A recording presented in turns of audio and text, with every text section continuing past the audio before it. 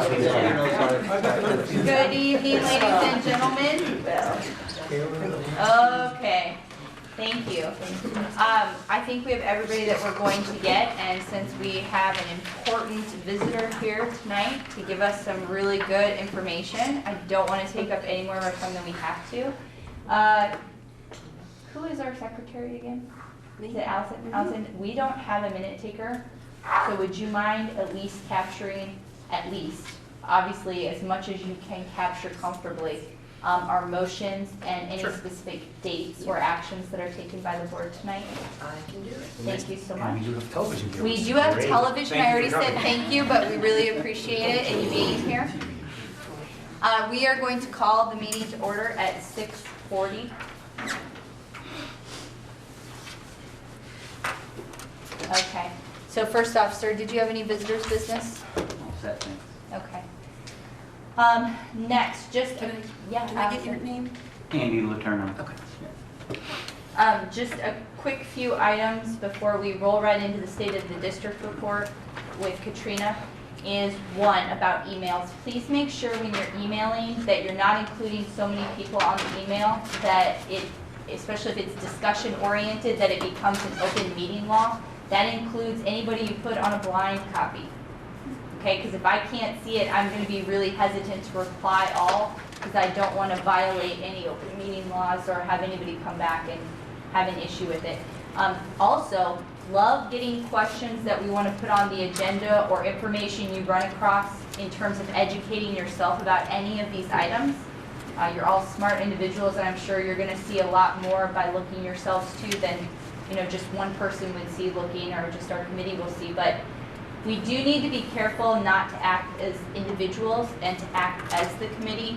So if we want to request anything from any agencies, any other individuals in this process, it's really important that we go through our committee here and that we actually make a motion to request that information and then have the committee take action to do it, as opposed to us doing it as individuals. And if you need any clarification on that, I'm happy to do that on a side note after the meeting. And then finally, along with that, when you do email questions, I'm going to try to keep it to where we answer most questions, especially those that would lead to discussions, in our committee meetings. And I will try to make sure that you are present on the day that we discuss your questions. But that's what the committee is for, and oftentimes I don't have a particular answer anyway. It's something that we have to work on together as a committee. So I'm not putting people off, but I do want to make sure that we just keep reminding ourselves about this as we go through this long process. Any questions or concerns? Yeah, I'll take it up with you afterwards. Okay. So Katrina, I will turn over to you for the State of the District report, please. Okay. So I understood from your minutes and from a few conversations with Armando that you discussed really wanting some more data to be looking at, and the State of the District report was brought up at your last meeting. So you may recall, if you're a board member, that I brought this around with the principals to you in the August-September timeframe. That was a later date than what we're used to. We're used to getting a report like this in the spring. But it is a report that is based on last year's information. There's some differences to this report that you may recall, and for those of you who weren't at those meetings, I'll be brief. To this report from years prior, this report really serves as a compliance piece for information that we're required to get out to our communities, to our boards, by the agency. So you have things that are pretty formed in terms of demographic data. You have our action plans, and in this case, those action plans were all formatted differently for the first time to align with our education quality standards, continuous school improvement plans. So that was a difference that was in here. You have some assessment data. You have some from the high school around SATs and graduation rates, and you have NECAP standardized test science data for the grades that participate in that. You don't have SBAC standardized test data in here because it wasn't out yet at the time that we went to print. It was one of the reasons for the delay, but it was delayed yet again. So we went ahead and did this piece for you, and then the SBAC data came later. I have some scores tonight related to SBAC if you're interested in that. I also took the opportunity to update some of the demographic data, so you don't have to flip through the whole packet to look at each school to see what percentage of students are special education eligible. They're all on this one sheet for some of those quick little data points. So what I'm going to do is I'm going to pass the packet around to you, as well as the at-a-glance updated demographic page. We can talk about this for a bit, but I also took it a little bit further because I wondered if this committee would be really much more interested really in focusing on equity. So what do we have around our elementary schools that are causing students to not have the same access as another school, as their neighbors? So by way of programs, by way of staffing, we brought some data for you to look at about that. And I think that will take us a little longer really than what you're going to see in here, because so much of this is action plan and so much of this many of you have already seen. So I'm hoping we can kind of be kind of quick, but you get to have a coffee and we can talk about this for a few minutes, but then really dig into some more of that comparison data that we put together around staffing and program, if that makes sense. Or you, it's the teacher in you. Want to go pass it out? I'm sitting, it makes my uncomfortable. Right? I reach for it. Trina, we had one extra copy of I have. It's the same as. Yes, it's the same one. Yes. For the TV, then maybe they can focus in on that. I forgot about the television being here. You know, that one sheet where you have the by district. Yep. I can also post this on the website tomorrow. Oh, why where don't we you? post Even better than having that focus. So let the folks know at home that this will be posted on the website. I'm gonna post it. Yeah. So, I didn't get that. No, we'll catch you.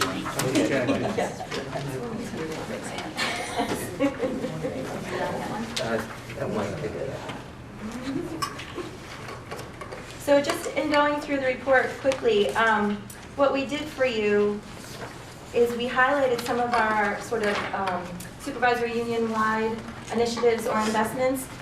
Expanded learning is mentioned in here. I've spoken about our after-school and summer programming quite a few times to the board over the last few years because it has become quite an investment for us. And I think it could actually serve as a little bit of an illustration of some of the inequity that our kids have in terms of access around after-school and summer programming that's rich.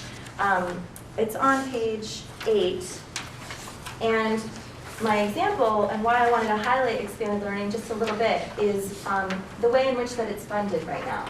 So because some of our schools are eligible for different grants and different services due to usually their socioeconomic status, which the state translates to be their free and reduced lunch percentages. If you look at your yellow sheet, you'll see that some of our schools are higher in terms of how many families qualify for free and reduced lunch than others.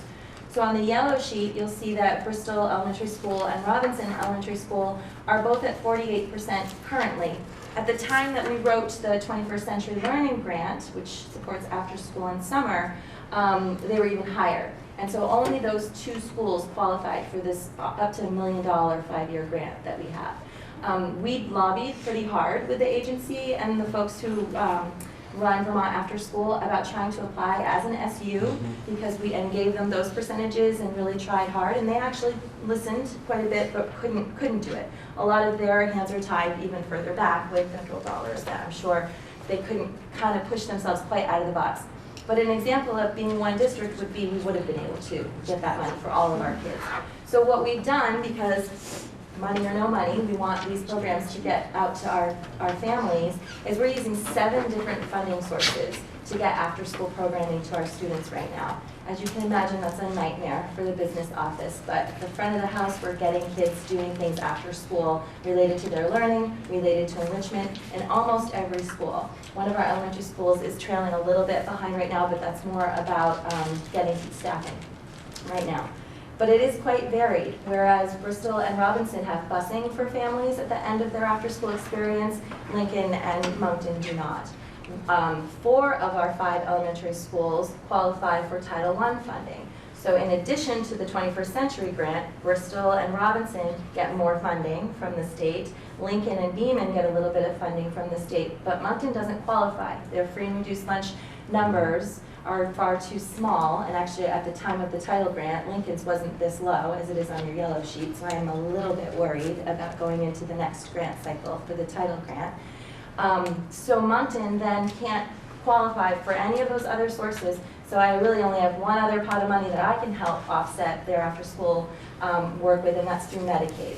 So that's why if you're from Moncton, Jen, and I'm not sure if Stephen, you guys have been lobbying hard to get some more funding put into the local budget to help support a summer program. Still needing to be creative because it's just not as much as what some of these other schools are eligible to obtain.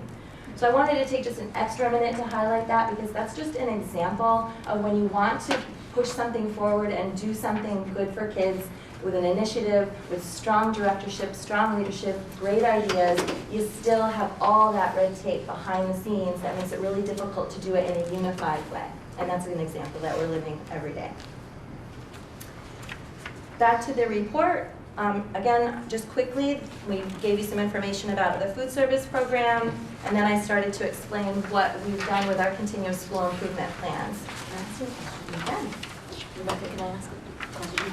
Go ahead. With regards to the title grant, or Title I funding specifically, if we were to consolidate and be a unified school district, how does that change all of the member districts, which would not be member districts anymore, access to the title grant? Is it still, how will that work the same or differently? Do we not know? I'm not really sure. Armando, how does it work? Do you know in like a one district, like Colchester For or example, in what- Burlington? I'm sorry, I wasn't listening. I'm How sorry. do they get, their consolidated federal grant funding Yes. comes as one district? One district, yes. And So then- even if only Bristol qualifies, all of the 5 schools? Well, I don't know how about in this case, because Colchester is, when I was in Colchester, it was one community.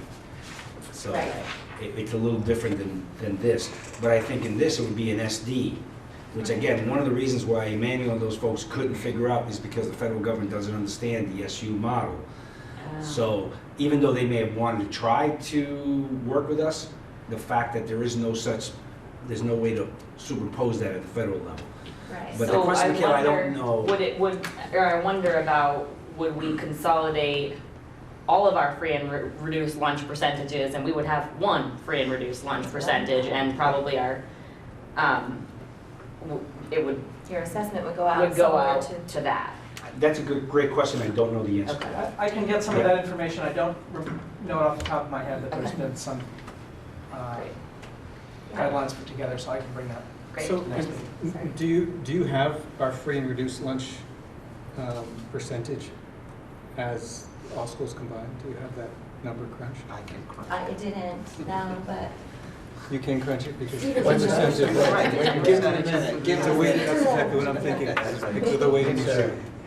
and they need to back up a little bit to be The also. population of the school. So this is the enrollment here? It's right there, all the data's there, it just takes a little math. Steve's gonna do it. Perfect. So, and your Steve can do this. impression is that if that blended number was lower, that we would be able to get the support for all That's this. what I wanted, yeah, absolutely, yeah.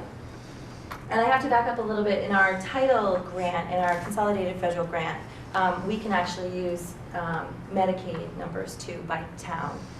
There's a couple different ways we can go about using the formula, so it's not just straight free and reduced lunch numbers. That might make me happier for Lincoln this coming year. Okay, so moving through the packet, again, these are just the action plans, and then these sheets, I pulled out those data sets and I've got the more current numbers, and that's what's on your yellow sheet. I'm not sure what else in the big packet to highlight for you, but I can breathe a little life into the yellow sheet for you if you'd like real quick, especially the SBAC isn't as crystal clear. So in reading this, those are our current enrollment numbers. Those are our current percentages for free and reduced lunch qualification. The IEP column, those are our current percentage of students who qualify for an individual education plan through special education. ELL, I just gave you a yes or no. We have a very, very small population of students who come to us in our 5 towns with English as a second language, but we do have a population, and that requires an additional support. So 3 out of our 5 elementary schools have received services through ELL. And we do have, unfortunately, I think a growing number of people who find themselves in transitional housing in our SU. I've only been in this position for 3 years, but even in those 3 years. As the numbers do fluctuate throughout the day, and this is a kind of a traditionally, the trends show that right now is a hard time for families. It's higher than it has been these 3 years that I've been here. So the numbers, though, are still statistically small by school, so I'm just letting you know that 4 out of our 5 schools right now are helping support families that are in transitional housing. And that either means that they're a family that's homeless that is attending our school but living perhaps in somebody else's house in a neighboring town, and they're allowed to come to our school and we have that benefit for them, or they're a family that's actually attending another school outside of our SU but is living in a temporary basis in one of our Or towns. their So- last residence was in our town. and they have a right to Permanent attend their residence. last permanent, yep. So Katrina, how do people get the information about whoever qualifies as homeless within our school districts? So I'm the supervisor of the homeless liaison position. This year, Charlie Watson is acting as the homeless liaison for us. Prior to him coming and taking on those duties, it was me and it was Nancy Cornell before that.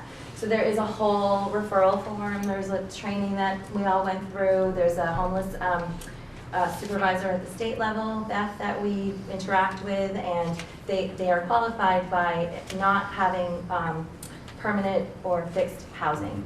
They're not paying rent for wherever they're staying. It's, there's pages of. And so how does that translate? Like, is there something that we use those numbers for when we're calculating out any of our types of grants, or do we have special services that are provided to those children? The Title I grant does help with some of the funding to help support families, especially who need transportation to get to these schools. So where there's a Y here, probably each one of those schools is providing some kind of money either through their title grant or through their local budget to help support mileage for families to get their children here, or the other way around. And if they're outside of the SU, it's a shared cost for that SU. Again, another piece behind the scenes with the business office, striking that with all these families. I'll tell you, there's 22 children right now, in total. Some from this, there's families in there too. And is that district-wide, which includes Mount Abe, or is it just these schools? Yeah. Exactly. The SBAC data, the way that I just summarized that for you briefly is I took the average of the students who Oh, met. hold on, Katrina, I think we have Can another you tell me, question. what is that SB, what does that mean? It's the Smarter Balanced Assessment Consortium. It's our new standardized It's test, the new kneecap. statewide and across the So country. is that language arts, math or something? Absolutely. Science. Okay. Just language arts and math right now. Okay. So the 52% for Beeman, for example, that is all that's the percentage of 3rd through 6th graders who met or exceeded the standard in English language arts, which is comprised of reading, writing, and word study, and listening and speaking, actually, now. And then the 46%, that's the percentage of 3rd through 6th graders who met or exceeded the standard in mathematics. I have, for your interest, although I didn't make copies for everyone, so maybe if it's in every other. If you're interested, I have this information at an earlier board meeting, just to see what the state averages were by grade, compared to the SU by grade. Again, it's not telling a huge story for us yet. It's a brand new assessment. There were a lot of things that we learned last year in terms of the testing environments that we'll do a little differently this year. Teachers needed to be trained in how to proctor this assessment, so that played a factor into their comfort level. I'm hoping to see an uptick just because the technology alone was new. This was an online assessment, first time we've done that as well. And we've now had a whole other year of integrating the Common Core into our work. So. And it's also technology-based, it's computer-based, it's not paper and pencil, it's all done online. So was that the one that we got to practice on, the little iPads at the SU meeting the one time to try out? And, Last December. right, and that's the one that's kind of a learning-based test, so as you do questions Yes. correctly, they get harder, and as you Yes. fail questions, it gets easier to a point where the test finally makes an assessment to end? No. Or it it's has a an- certain number of answers or questions? No, it just keeps lowering the, The bar? And they Okay. keep yeah. doing that. So you actually get a real, so if I get the first 5 wrong, getting the rest, because the tests get harder. So this will actually test where that student will be, where most paper pencil tests are at a certain level. So if I'm in the 6th grade, but I'm at the 2nd grade level, just using that. So it's more interactive. It's more, yes, it's intuitive. Okay. And were our scores a lot lower then, or were they similar to what the kneecaps have been in the past? I know, I didn't. I know it's not I'm exactly No, that's, the we had, same. Yeah. I'm laughing, Rebecca, because we had the same conversation. Yeah, we definitely talked about that. Again, it's all over the place. Even with, for those of you who've been on these boards for a while and looked at this data like crazy, even within the kneecap data from year to year, it was so hard to really make a sound assessment on any trends.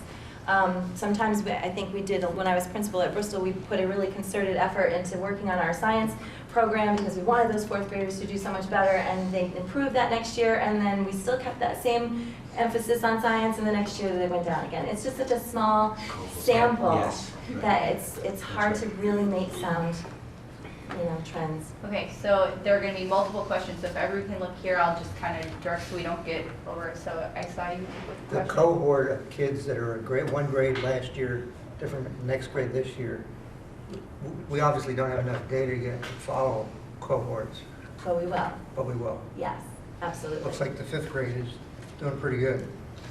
We'll watch that. We'll watch them all. Let's see who else had their hand up.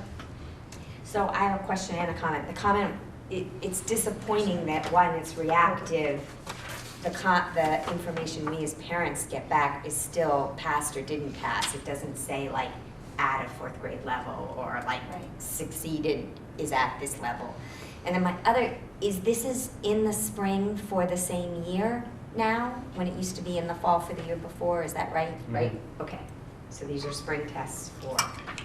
And did we sign up for the 2-week turnaround? We haven't yet. Okay. I'm watching to see if that's Because I just got another real. reminder today that we had. Getting some mixed feedback. And I that's think we had so. one more question. This actually wasn't a question. Oh, I'm sorry. We were talking about the free and reduced lunches when Yes. considered as an entire district, it would be 38%, Thank you. not knowing where the Title I cutoff is. Mm. And Mount Abe's not on here either. Okay. I think they were in the 30s when we looked at it. I won't look right now, but it sounds about right. Are you ready to move into some even more interesting data? You just keep rolling and everybody just ask questions as we go through, because this is the basis for our discussion tonight, and if we need more time, then this will be a basis for us to know what other information we want to go on from here. So just let's keep this as interactive as we can. Okay, so coming around to now is there are 2 sheets. They're both green, and they're a little bit. Now looking around the table, though, there's some definite data junkies around this table, so I'm not intimidated. They keep them there.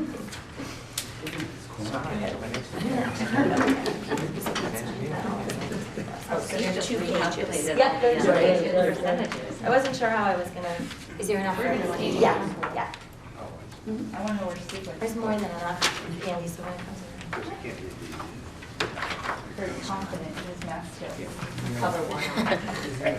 I did mine enough. I have my undergraduate in mathematics and philosophy. I don't mind. Where'd you go to high school, Steve? What? Steve, where'd you go to high school? 2. Did you go around here? No. Oh, sorry. I was gonna be I like, can't look at say. it from I'm our high unwilling to school. say. I'll fly off the. I do math in the budget meetings, and I'm always like, I don't want Howard to say that's the right. We won't hold Steve to this. This is just a general estimate. No, I got You need the top and Yes, the top. bottom. Yeah. And And then you need a bottom and top. Oh, there you go. That's- Okay, so what you're looking at, last year, it was around this time, maybe a little earlier, David had asked Bobby Joe and I to do some to crunch some numbers around staffing and ratios and that sort of thing for the boards, because I think to help inform some decisions. So the shaded column that you see across the whole table under each school is from last year's data, so 2014 to 15. This year, when Armando came to me about your request and wanting to kind of look at across the SU, I remembered that, and so we decided to add a more current column to this particular sheet. So we didn't make this up, and some of you may have even seen last year's data before, but I'm not really sure where it went. So if you just look at Beeman for a second, what we offered was giving you total enrollment, so both last year and this year, how many professional staff we have by their full-time equivalent. Okay, so that's not necessarily bodies, but if you add all the part-time positions together, currently this year, Beeman has 10.1 FTEs for professional staff. None of this reflects support staff, so I'm going to try to emphasize that. This is licensed staff. Yeah. So it might include the librarian, Yeah, Yes. absolutely. guidance counselors, Correct. nurse? No, If they're licensed, it doesn't, we didn't count them in that number. The nurses have historically, for some reason, been put into the support staff along with negotiations. It's kind of a hiccup issue that we've run into Yeah. in a variety of different Yeah, positions. you're So right. that's why yeah. they're not included. Principals, Yes. deans, Are principals included? Yes, they are included. Yep. But that's a great question, because when I see the data that comes from the state, we always wonder who's included in that number. So then we took that professional staff to student ratio or learner ratio. And again, this is where it starts to get a little bit interesting looking across, but it's relatively consistent. And then for average class size, we actually went and got class lists and actually got the average of how many kids are in a home room. So we didn't play with the ratios there or make some assumptions about the graduating class. We actually counted how many bodies are in the actual homeroom class. We didn't then count if there was a different mix of kids in a pull-out math class situation or an art class. We really just focused on homerooms. So that's why I didn't make one of these for Mount Aid last year, because that was really hard to figure out. Okay, so Yep, hold on, we have a question. When you have multi-grade classrooms, how do you figure that in? You just separate out the grade? we didn't. We actually counted. So if I have third and fourth graders in my class and there's 18 of them, Oh, okay, yeah, sure. there's 18 kids in my own class. Oh, Yep. So then it started to get interesting, because now we're starting to get into a lot of part-time equivalent people. So in order to give you a comparison, and the mathematicians in the room can probably explain it 10 times better than me, but in order to give you an equivalent ratio to be able to look at, even if Beeman has a 0.6 special educator, we did the ratio to figure out, okay, but if it was a 1.0 FTE, what would the impact on the kids that that person would serve be? So that you can look all the way across and see. And this is where it starts to get a little bit different, to say the least.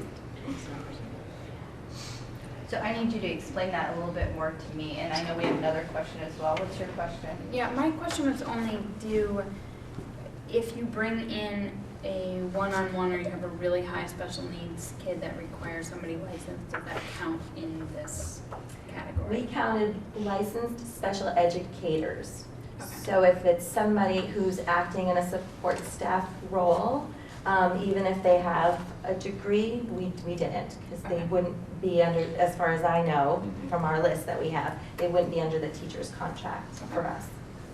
Okay, so can you, because I'm special as well, I need a little bit more understanding. So like if we could talk about Beeman as the special educator, the 2014-2015 number versus the 2015-2016 number, other than seeing that it ticked up slightly, that number is not meaning anything to me yet substantially. It's because the number of students went up.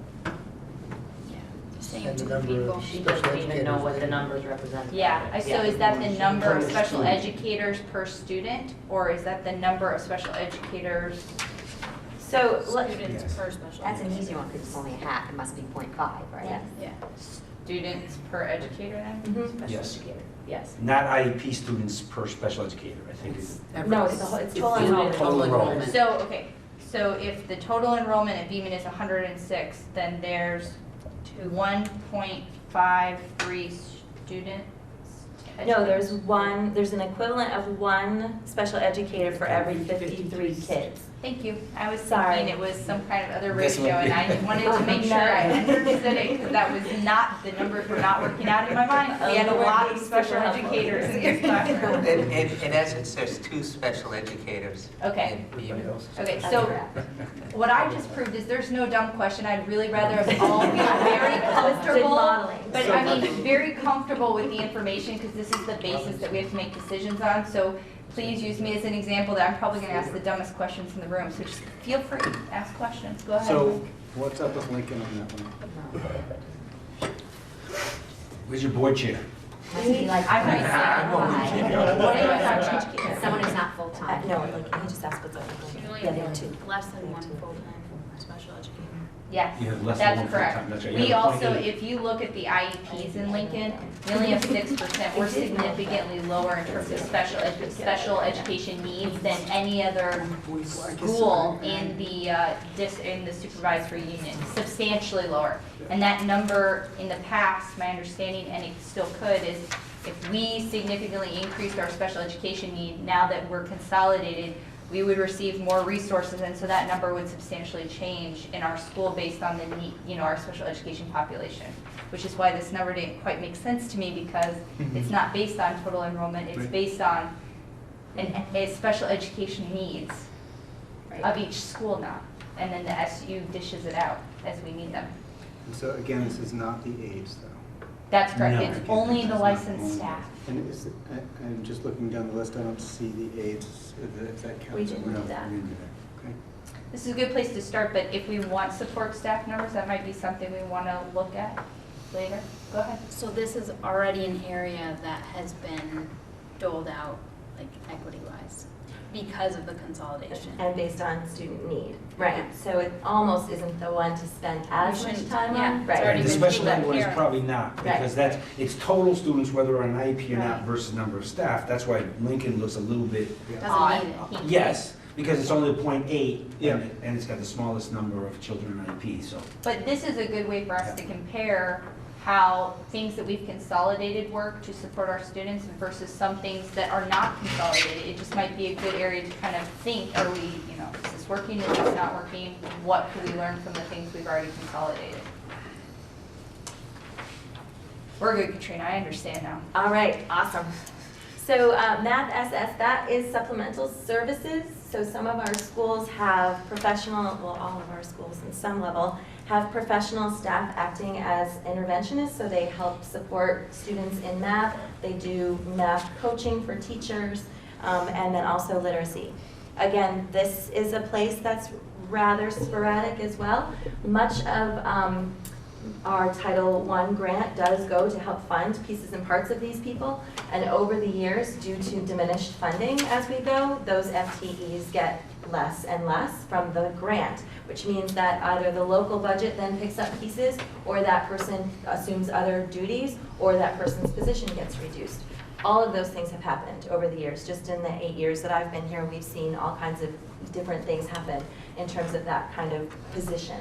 And then some schools have more, some schools have assistants that assume some of the intervention role as well, versus as much in the professional staff line. So We had a it's very question varied. from her. So, what was SS again? So supplemental services. Supplemental services. So, are those professional staff, are they hired at the supervisory union level or at the elementary school level? These are at the local school level. But And they're state funds, is that it? some of them have all the way, a couple of them are 100% title funded, and it goes all the way down to as low as 0.8%. What I was curious is how the funds were allocated amongst the different schools, and, there's some differences, and I was wondering just, how they figure out that allocation. Yeah, that's a complete state-funded formula. It's called target and ranking, and it's again based on their Medicaid and free and reduced lunch numbers. But Katrina, does So- each school, when they're developing their budget, get to decide based on how much funding they receive and how they determine, like they're prioritizing in their budget as to how much of that position they want to additionally Yes. fund? So like if Lincoln decides math, supplementation is an extreme priority, they could fund a lot more in their budget in theory than maybe Moncton That's right. would. And so that is an area where we don't necessarily have as much consistency potentially between elementary schools as we might if we had somebody kind of providing some guidance maybe as to how important that would be across all of the elementary schools.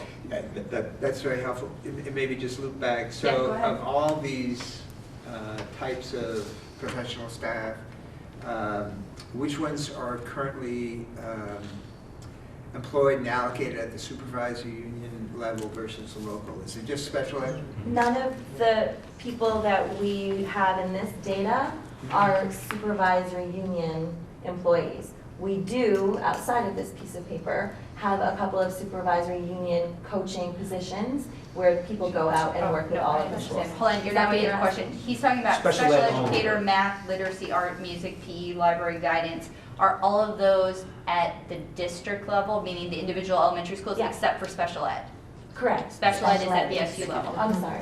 But do some, but let's highlight this, do some schools though share part-time teachers for any of these positions? I thought some schools, We talked about that We today. just talked about some schools can choose, just Herb, to be perfectly honest, even if they're not the SU level, if two schools, elementary schools, have not a full-time need, they can agree together to hire a teacher if the teacher wants to agree to work for both of them. And so in theory, like, Lincoln only has a part-time guidance counselor position. If they wanted to work the other part-time at Starksboro, it may be that a teacher is controlled by two schools, but they're not controlled at the SU level. So I just wanted you to know there's a third technical option of sharing resources. So those shared resources are counted in these numbers then? Correct. Got it. Yeah, and that is not hypothetical in two cases already. We do have a music teacher and a PE teacher that we share. But it doesn't always work beyond that. We were just talking about several situations where it would have been nice for the schools, each of them has a point something, to have hired that person permanently as an employee, so they would have a full-time position, because if not, that's why we have a revolving door with many of our music, PE. Because they have no guarantee long-term. Yeah, or they're only .4, but they need a full-time Right. job. That makes sense. Did anybody else have any questions about this part of the numbers? Good discussion. Okay, Katrina, keep going, thank you. You're welcome. I actually have, in terms of art, music, PE, and some of those what are called various things around the SU. That's always fun too. Can I see your special schedule? What's a special? Unified Arts? We don't know what that. Art, music, and PE. Everybody kind of has a different title for what they call these wonderful classes. So the second piece of paper kind of teases this out just a little bit more. So while the ratio work is there, the second piece of paper actually shows you what the FTE is at each school. So Beeman, for example, employs a .3 art teacher. A learner gets 55 minutes of art class a week. At Bristol, there's a .6 art teacher. Depending on what your grade level, you get anywhere between 35 and 50 minutes of art class per week. All the way, you can see, I don't need to read it all for you, all the way to where Robinson has a 50% art teacher, and she works collaboratively with the teachers to offer an integrated art program. What does that mean?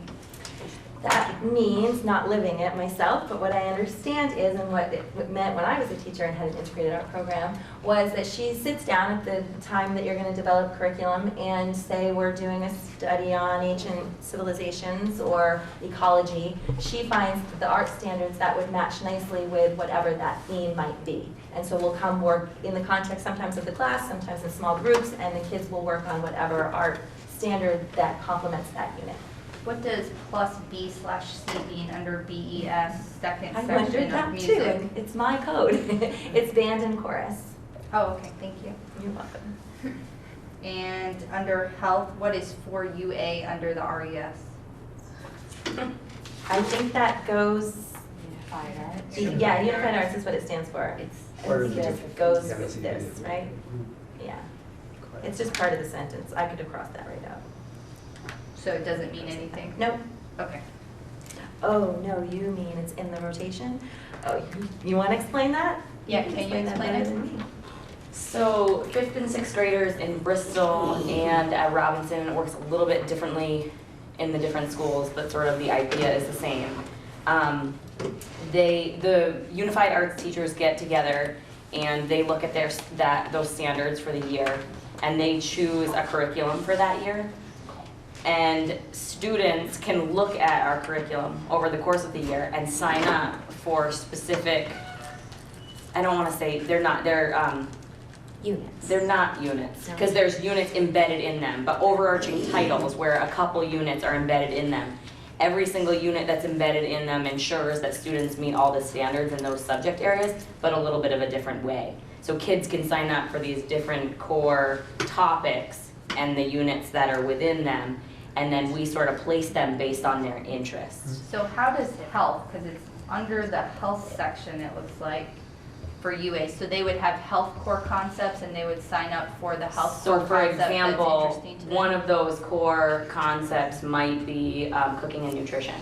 Okay. And there might be a cooking class, there might be a gardening session, and whatever that is related to health standards.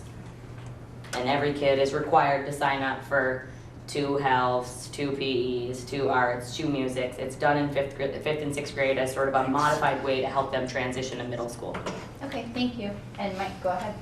So, with maybe only my impression, with only looking at this for the first time, is that there's remarkable consistency. Remarkable consistency? That there's generally, the range, well, I don't know, Well, in Lincoln art? and Moncton don't have health okay, programs at all. so I noticed the health line, but in the art, music, and PE, Yep, we all have programs. well, programs, but the amount of time that But I gets think, spent. Mike, that's a good point, but I think, I'm just gonna look at Beaman and Bristol. One has 40 minutes a week for students, the other one has 60. When you multiply, that's 40 minutes a month, multiply that times, that's where it starts to add up. Yes, it may not be much in one particular city, but when you look at the whole year, it could have an impact. Did you have a question or? I just think that that's actually incorrect for the Beaman, but I'm just throwing that out there, knowing my kids' PE schedules. So, Could be higher. Armando, you look at this and you see too much variation. Is it? I do. Christine, Not in a weekly basis, Mike, but over the year I see Yeah, variation. I hear your Yeah. reasoning, I am. And I look at also, I'm sorry. Nope, you're fine.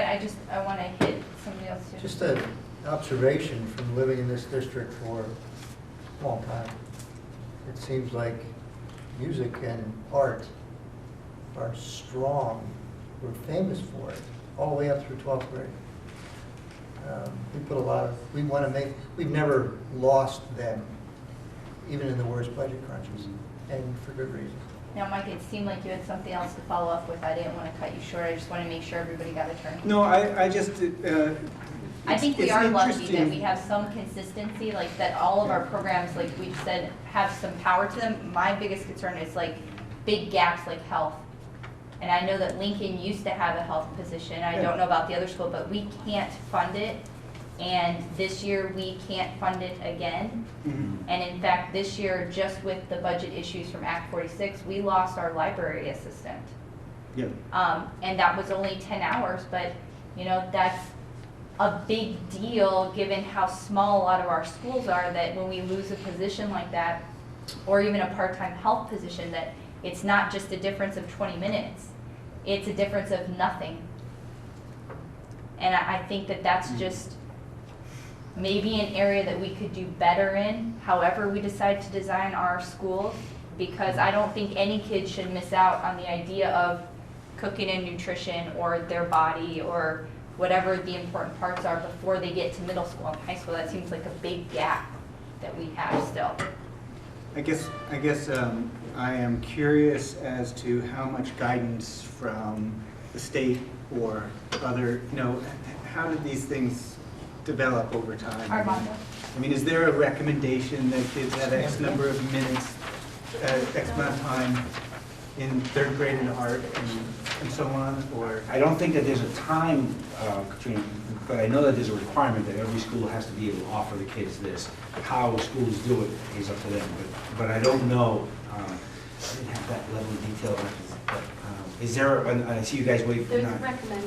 recommended. Quality standards. But those aren't requirements, those are recommendations. So some schools may ignore them completely and. Or go full vote.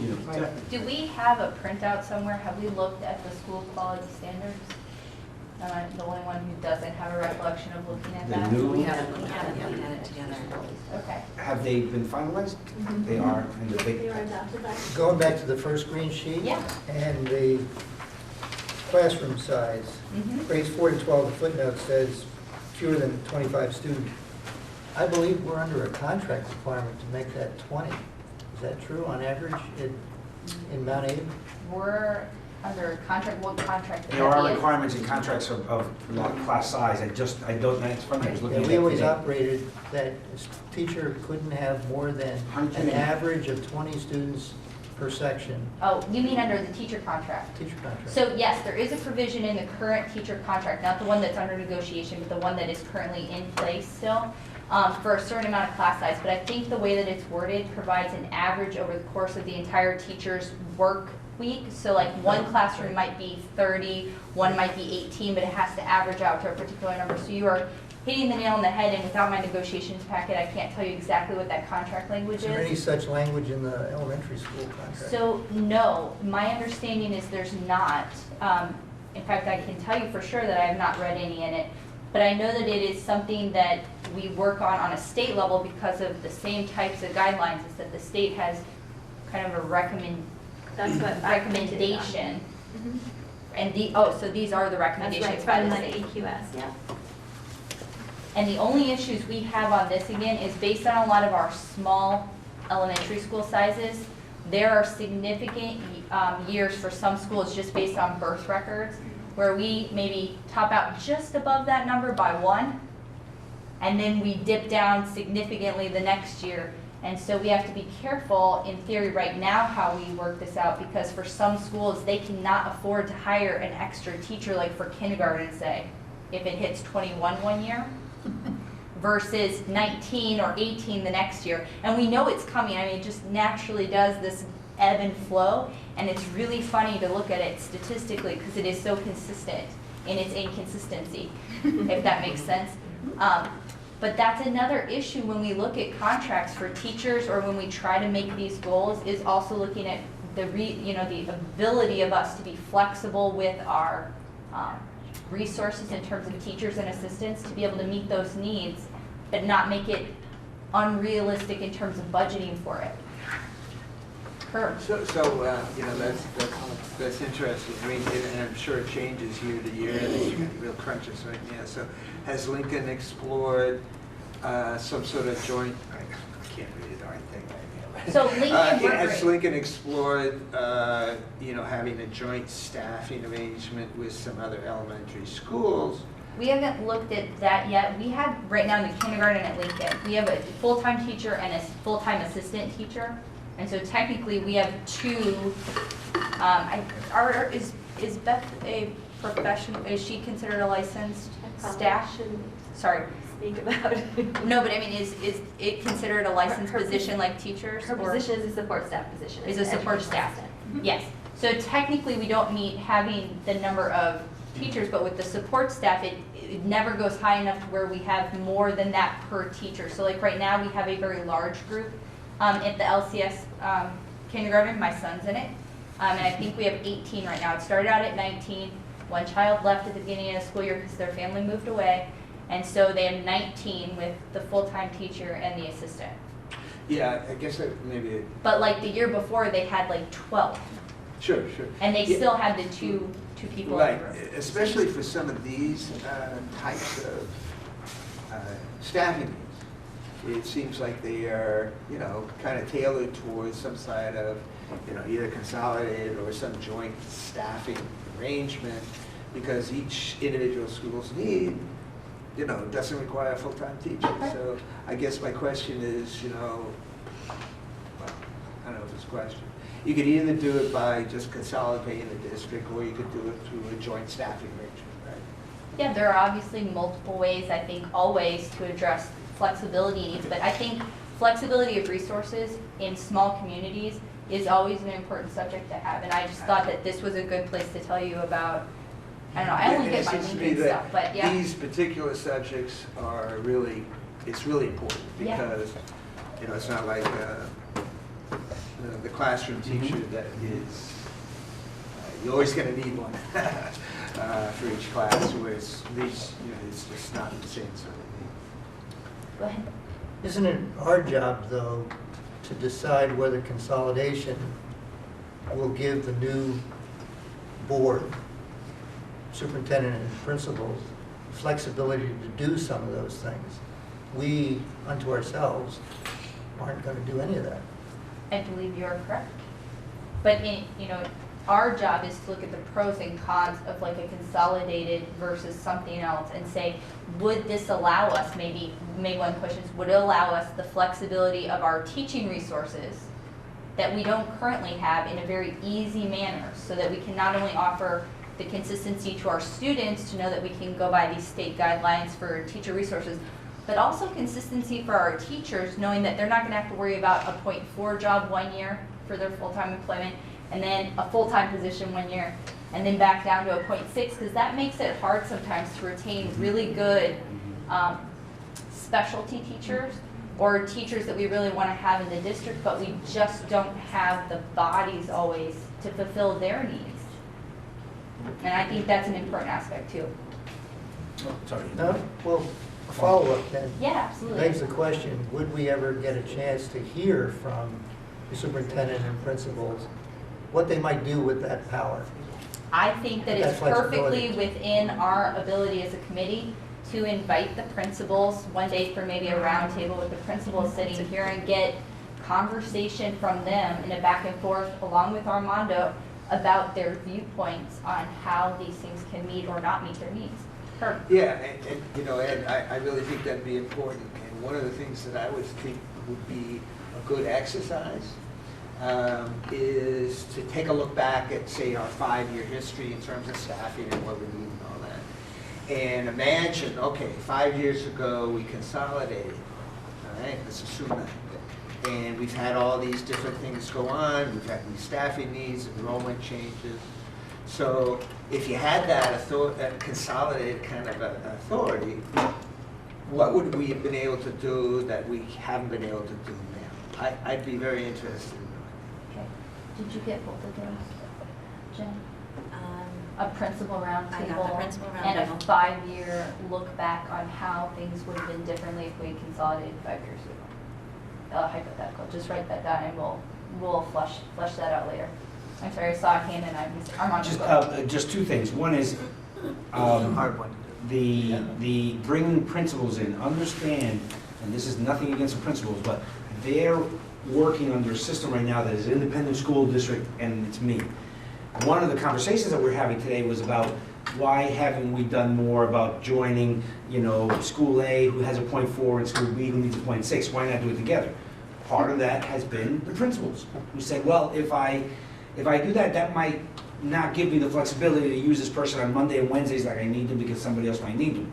But what they have found, however, is that those people are working in other places and they have the same issue, except now they're sharing that teacher with somebody over the mountain in Warren or something. So that's one piece. So I think it does make it easier to have one contract for longevity. I think your point is well taken. And also for, we put a lot of money into professional development. We spend a lot of time with teachers. I don't want to spend, a year or two with Andrew with .4, help him become a better teacher. All of a sudden he goes and gets a job in Virginia. So we've just not wasted, but we've sort of, it's not a good return on our investment. Yeah. So that's one piece about that. The other piece that I want to go back, I think, as you mentioned, arts and music is a strength, and I agree with you. One of the things, again, we were talking about this today, was kids who come into grade 7 without any instrument. Every school I've ever worked in, as small as rural school, had band and chorus, where, you rent the instrument, you go through that whole process. That's not the case in this district. So you have inequity of kids coming into the middle school, and if they haven't started playing an instrument, doesn't mean it's too late, but it's usually not going to start when they're 13. When Ellis Music comes in and does all of their, song and dance, gets kids pumped up. Well, right now I think we only have 2 schools that have that. So that's those inequities that occur. Can I understand, so I don't see that from B this. and C, B/C under music, the ones that have parentheses B/C have band and chorus. It's band and chorus. So we have I BEE see. has it, BES has I it, see. and Okay. MCS. So Lincoln and And RES. Robinson. Yep. But they have something else, right? We- They have general music. And we do have kids, I know at Lincoln, that play instruments as part of our Yeah, yeah. general music, we just don't And officially you have have. ukuleles or something, Yeah. you have a particular type of string And instrument. we have some people who play trumpets and stuff, but we don't officially have a band in Tiny chorus. Tim, come on. Probably because we don't have a full-time music teacher. But you have an excellent music teacher. We have an excellent. Excellent, music yes, teacher. that's, but we want to keep None that. So- of so this you're is, saying that the- quality report. Yes, this is the not quality. band chorus offering in itself is better quality than what they were able to do without it? Different. General music, what I think, what Rebecca's talking about, and maybe other schools too, the music teacher, just because I just sat with her and she explained this all to me, she has some instruments, and there's some sort of a, either small guitar, it's not ukulele, by the way, it's like a small guitar, but I think there's 10 of them, that's it. We had What- trombones and trumpets. Yes, well, what I'm talking about is typically when kids get to 4th grade, that's when their music becomes a little bit higher level. You still have general music, but then those who want to have a greater experience might go for individual lessons, which they break. Right. So what my only point is that in some places we have general music only, in other places we have general music and the opportunities for kids to learn how to play an instrument. So when they come here to the 7th grade and they audition for the band or try for the band, they already have, you know, the beginnings of a trumpet player versus somebody who's just starting out. And my concern is that are we losing some kids who could be really engaged in music early on because they never had that ability to get involved with a more personalized music? Are there other areas from this data, I suppose if I studied a little more, Yeah, I understand, are there other areas besides for music where you think there's a disparity in terms of? Health. Yeah. Health. 2 schools don't have any health. Okay. Oh, no, 3. No, 2. 2 don't have health. Yeah. And again, and from PE, Katrina, just so I can, and I'll ask the question, Yeah, in The health Robinson, teacher. under integrated, yes, under PE, it says 3-4, that's 3 times a week, 40 minutes? yes. Okay, so again, that's 120 minutes a week versus Beaman that's getting 40 minutes. And maybe we'll check on that, but there's a discrepancy there, or even from there to some of the other ones that are getting 70 minutes. And we know What's UA, by the way? Unified Unified Arts, Unified, which is Unified Arts is another way of saying band, music, PE. No, that UA was the different one. That was the subject areas, like the core concepts, and they get to pick which core concept Oh, of health they want to do. That's the one we That's talked what we about call it in in health. Bristol, but yes, it means that. But we call, We should have one For Deeds, phrase. does that answer your Yes. question? yeah, There's a reason for Please make it so. Hold on, guys, hold on. For, you know, this is helpful. yeah, Are there other ways to look at the resources or the educational opportunities that will help us understand whether there are disparities in terms of what is being offered in one elementary school versus another? I think we might have to come up with some of those questions, but maybe Katrina has more information still Katrina for us has- tonight. and I'm not asking for an answer right after This that. is all that I've provided this evening. Yeah. But yes, as I was putting this together, and it begs all kinds of other questions. I bet. So it's really up to your board, or your committee, what you want to do. Can you tell us what the last 2 mean, RC and homeschool? Responsive classroom. One of our schools has, I don't know what your equivalent is, like 7.7? at Bristol, Yeah, at Bristol. 0.08. 0.08 is you, but then a little bit of, Oh, Mary Jane, Mary right, Jane, too. yeah. So, and, you know, we tried to be a little bit smart in terms of Michaela's time too, and through the Title IIA grant, which is professional development grant, we now can use a little bit of Michaela's time to get out into all 5 schools, but it's a little bit of time for 5 schools. But what is What is responsive it? Responsive classroom? classroom is you're the trainer. I'm at your mercy. and you're recording this. It's gonna get sent to the Center for This is great though, by the way, Responsive this Schools. is great that you explained this in a forum, so I think it's good. Responsive classroom is a set of beliefs and values under which you sort of run your school and manage your classroom by. So it's, so we look at it in 4 domains, look at like 4 domains. So one is understanding child development, the other one is engaging academics, classroom management, and community building. So basically, Responsive Classroom provides lots of strategies for classroom teachers to really think about how they can manage their classroom and the academics that happen in their classroom, where they're considering all of those different things that come into play. So you're a support for the teachers to enhance their ability to teach their classrooms as opposed to actually an interaction with students? So yeah, a part of my job, a small piece of my job is that I'm a responsive classroom consultant, which means that with that time, I can go into classrooms and do observations and give classroom teachers feedback about how they can change their academics a little bit to make them more engaging, or work on classroom management or community building, as well as provide trainings for them around different areas that have to do with that. Go ahead. How is Responsive Classroom related to PBIS? Hold on, what is PBIS? You need to explain it. I don't know, but they always ask us, yeah, they always yes, talk about, well, Moncton yeah. doesn't use PBIS, but other schools use Okay, PBIS. So PBIS is, do you want to talk about Positive that one? behavior Right. interventions and support. So that is really a multi-tiered system for how you can think about your behavior data and your response to behavior in your classroom.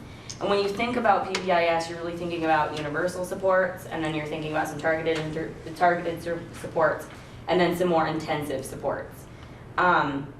So what kinds of strategies and interventions are you using with kids? And also it provides SWIFT, which is a data tool that we use to keep behavior data. Responsive Classroom is really about universal responses, and universal strategies we use with all kids in every classroom all day. So Responsive Classroom and PBIS do work hand in hand, but Responsive Classrooms, most of their focus is on our universal responses to kids. How we manage our classrooms, how we arrange our classrooms, how we interact with kids, how we respond to kids' misbehaviors, small misbehaviors, and redirect. Does that help? It helps me. Jen? Yes, thank you. So with going to the multi-tiered system, The PBIS? The MT. no, not Not PBIS, PBIS. MTSS, which is not on here, it's the new. Yes. Okay. It's the new, it's the new thing, so it's a multi-tiered system of support. That's right. Okay. It's the new thing. It's the new thing. For PBIS or for responsive Well, that's what I'm classroom? asking. Oh, So with okay. MTSS, the multi-tiered system, Yeah. is that going to cover all 6 of our schools and give it some uniformity so that we don't have some with PBIS, some without, and some with something else? And would Responsive Classroom be a part of that MTSS? That is the dream. That's the dream, okay. Yes, we're much further in terms of our 5 elementary schools when it comes to responsive classroom, thanks to the longevity of our wonderful in-house trainers. They've been offering courses for many, many years as well, so we have, I'd say the majority of our teachers are now trained. PBIS is a little different, and it definitely has ebbs and flows. It's very, very embedded in Bristol right now. But again, that was really, we had leverage when I was there as principal using a school improvement grant to help us, and there are other grants that help us because of our eligibility for those grants, again, related to our free and reduced lunch percentages. So that's really why some of the schools get further in systems than others. It does come down to funding, it also comes down to coordination, and it comes down to the personnel, especially when you can keep them for a long amount of time. And how does so we talked about RC, what does the homeschooling number mean to us? Is that homeschoolers that receive benefits from attending our schools, or just the percentage of homeschoolers, or what does that mean? This is a staffing grid, so that's a homeschool coordinator position. So one of our schools this year, a percentage of one of our professional staff at Bristol spends a great amount of time interacting with preschool families, like outside of the school setting, getting them ready to come to our kindergarten at Bristol. So she helps guide them through the paperwork process to enroll, she reaches out to them, she gathers data to see how many 4-year-olds there are out there. Starksboro had that up until this year as well, but doesn't anymore. And that's, it's a home to school, it's not homeschool. Yes. It's the interaction between the school and the home and making sure that things are together versus teaching your child in your own home and not sending them to the public school. Do we have a large homeschooled population in our 5 towns, do you know? And this is not on the chart, obviously, I'm just curious if we have this. I mean, I wouldn't say large, but I don't know the number. So we don't keep track in any way ourselves of how many students are homeschooled.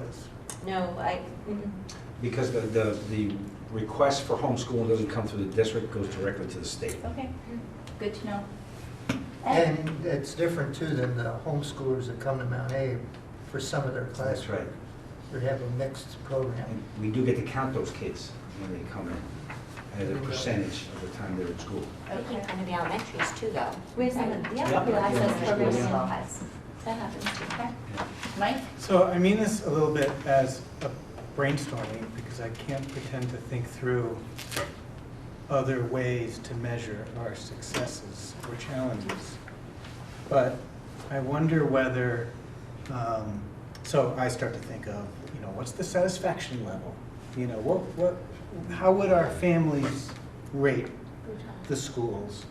Or what is the participation between families in schools? Or I'm just trying to come up with other ways of measuring the variation.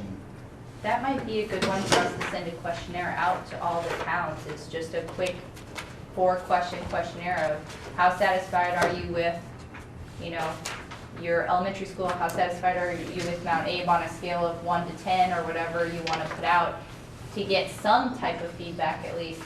But I think that is a hard one. So, but I didn't mean to ask those 2 questions as if that was the end of the conversation. I don't know how else people have attempted to measure. I mean, standardized tests, number of teachers, amount of time in a classroom, those are all things that, yeah, I know that's how we measure it. But I'm curious if there's other thoughts about how else we can measure our success.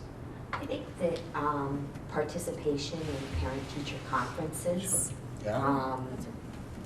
open house numbers, those are things that, Those are influenced dramatically by levels of income levels, by socioeconomic, when you go to, so I think that those, depending on the community's makeup, you might find a community that which participates greater and maybe is more satisfied, and another community that maybe because of the involvement of the parents, that they may be satisfied, but they may just not respond, or may not, or they just, So I think those are interesting questions. I'm not sure how we go about. But remember, those can be motivated by positive and negative. I mean, families that are feeling very frustrated with the school and the school teacher may That's also right. be coming in.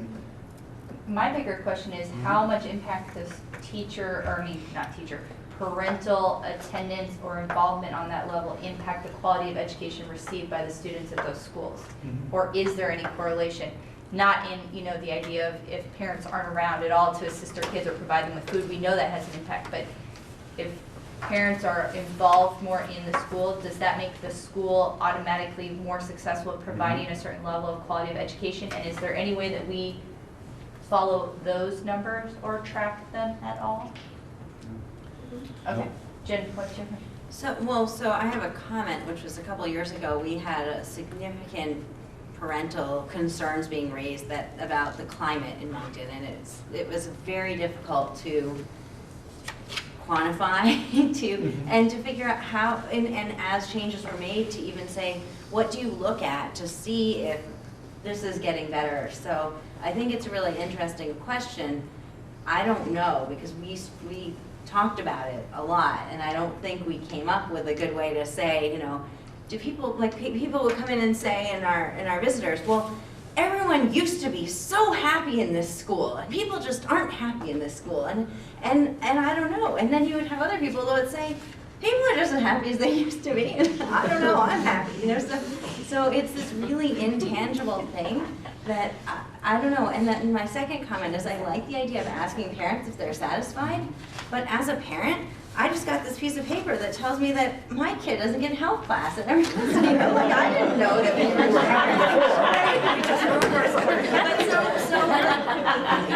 but it's interesting that how satisfied you are is important, and it's also not the only measure, because if you've only ever been in that school, then you may not have the. So I don't know what you could be missing. I come to that question with the background of having spent a lot of time trying to measure success in healthcare. And there was a really interesting study that equated, so we do a ton of outcome measures in healthcare. We measure how much time people spend in the waiting room, and how much time people spend, and how quickly they get to the doctor, and all this stuff. And at some point, somebody did a correlation between the outcome of those very complex surveys and the simple question, would you recommend this doctor to your friend or family? And it was it was a simple, do you like them? And that makes sense. All of that comes together to a simple, am I feeling good about the place, or my kid's teacher maybe? And that, and I think you just said it, at the end of the day, who the principal is, doesn't matter who the school board is, quite honestly. It doesn't matter that there's one town with 3 board members versus 10 schools with 1 board, it all comes down to the individual, the teacher. Yeah. I've been in districts, multiple schools, sort of high, well-oiled machine, and I'd have one school that the leadership wasn't that strong, or maybe there were some individual teachers that weren't so strong. And that, if I asked that question, it would be based on the school, not on the district. So it's an interesting question. Does it help us with determining whether the, Moncton board is all that impactful in what happens every day with parents and teachers, and that, those personal, we're in a people business. So that is, I think, an interesting question, which I don't necessarily think it's a bad thing to ask. Don't ask Jen, however. Go ahead. Steve, did you have a So I sort of agree with Mike, and it's trying to find those metrics. And one of those metrics that I might propose would be something about how often does a member of the community interact with the school? It's whether that's attendance at band concerts, whether it's parent-teacher conferences. There's lots of different ways in which it's a question of how well coming up with because I think that it's very different in each of the 5 schools in this district, how well the community and the school are connected. How much of a bond. So that's an interesting thing. So each time we ask these questions about new areas that we want to study, I think part of our important thing to do is go back to what the purpose is of our committee and make sure that we're staying on the point of the question at hand, which is that we're supposed to be determining, under our charter, which school system, whatever that is for us, will be best going forward, or how we determine that. And so if we believe, or we can tie back how satisfied parents are as a relationship to one of those 4 or 5 pegs under Act 46, then I think that as a committee, if we want to, we should go forward. If we can't tie it directly back into answering one of those questions, then no matter how important I think the question is, on a side note, it may not be the right question for this committee to be focused on right now. And so I just think we need to be careful when we go digging for data, and I'm one that does it all the time. You can ask Armando. I ask the stupidest questions. I have no relationship with it because I'm just interested. But I think we do need to be careful because we do have time constraints, even though now they seem long in terms of still getting on track to make a decision in a timely fashion so that we could be on board to put something before voters when we had discussed earlier about, down the road in maybe the presidential election or down the road further. Yeah. So are you thinking that Steve's question? I'm not making a determination. No, but that's what I was thinking. I was actually thinking about the satisfaction, about the doctor satisfaction thing. It's something I would really, as a parent, as a parent and as a school board member, I would love to know the answer to that question just in general, because I think it's a good health check on on how our communities feel about our schools. But I have difficulty, and I go back and look at it, about what our actual job focus has to be. Quality of education, efficiency of spending, I don't know what the other ones are, equity. And I just want to make sure we keep tying it back when we have these questions. And I hear you, but I'm looking at what Mike and Steve were thinking about in a little different sense. Yeah, go ahead. Which is, the way I perceive it, the connectedness or the relationship between a town's resident and their elementary school is critical for a whole lot of reasons.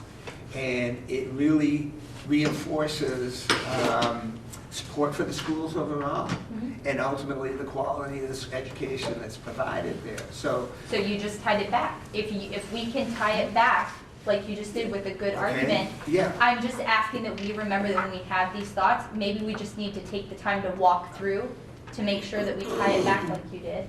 Yeah, because that's the core, I think, of the issue that I think some folks are having trouble with. You know, they think that local control is an end to itself, and I don't see it that way at all. It's a question of, you know, how do you preserve that relationship, what I think is really good and strong right now in some of our schools, in some of our towns, because it really does help our kids' education. And if we have that conversation every time we get down a new path, just to make sure we can back it up like we just did, I think that that's completely appropriate. My only advocating is that we take the time to walk it back to one of the goals under Act 46. Because if we're going to take the time out to invite people in or put out questionnaires, it needs to be by motion of the committee, and the committee needs to stay on track. So I think just walking it back for the public to see what we're doing and our thought process will help us clarify for all of our members why we're doing it and keep us on point. I just have a clarification on that. So if the results we get come back and one town, one school has like this huge overwhelming happiness and one doesn't, Right. what are we doing with that information? Does that mean, and that's my question. Yeah. Like, Okay, hold on. So Michaela, go ahead. And I would offer that is that a snapshot of equity. If we're saying that really happy communities and really great relationships between communities and schools impacts the quality of education, then I would offer that potentially presents an equity issue between two schools if we have data that shows that. We should make that happy school unhappy. All of that. Wrong direction. Right. Wrong direction. Right, well, I would- No, hold But on. it's just a question, and it's a clarification question too, is are we looking at community school connections or parent school connections? Because honestly, once my son graduated from Westford Elementary School, I never went there again other than to vote. Once my son graduated from, and I was a principal there. Once my son graduated from Essex High School, I was a principal there. I never went back there again. Why would I? Other than, you went with him. well, I was no longer there. But I was there. I was like a principal who doesn't show up to work. But We my need to have point a is that discussion. once my son finished his school, Yeah, my it connection wasn't to that as school, important. Yeah. so then what I heard about the school was from my neighbors or what I heard, the kids on the, the 4th of July parade, or they had a concert that I didn't go to either, but at least, I mean, but it's true, once my son graduated, how many of you at home and others continue to go to your elementary school when your kids are now at the high school? But Amanda, we still go to vote every year. You go there once a year. We still go, sure, but that's important. I'm not saying that's You not want that important, budget to pass, right? but you can still have that, even if you went to a merged district, you can still vote, the Starksboro votes in Starksboro. I am telling you, from my perspective, it's much more likely that Starksboro's school budget is going to pass if it is being voted on by that town. Right, but what I'm saying is we merge, there is no Starksboro school budget. It's one school budget for the entire district. Starksboro voters happen to vote at the Starksboro Elementary School, Bristol, wherever they vote. They wouldn't have to go to one location to vote. You can vote. No, I'm talking about the relationships Okay. between townspeople and those people who serve on the board. You will have a board member Hold on the on. board. Let's pull it down because there are I mean, other at people some that point, I want to wanna- have these discussions are lively. We need to have these discussions. We do need to have some you know? of these. But I think part of these discussions will have to come once we make a decision on structure. Because if we're not going with the unified district, then this is a moot point. And the other thing to say is that, Armando, I don't know if you've been in all of our communities, but at Lincoln, we actually have a high ratio of community members that do not have kids in attendance that show up for a variety of functions at the school, whereas other communities I know don't. And so maybe we need to look at that as well when we're comparing communities, as not only the parent, but how much community involvement outside of parents. Jen? I think that I really appreciate the point Sarah was making, right? That I think it's really interesting and it might help us measure equality or quality now.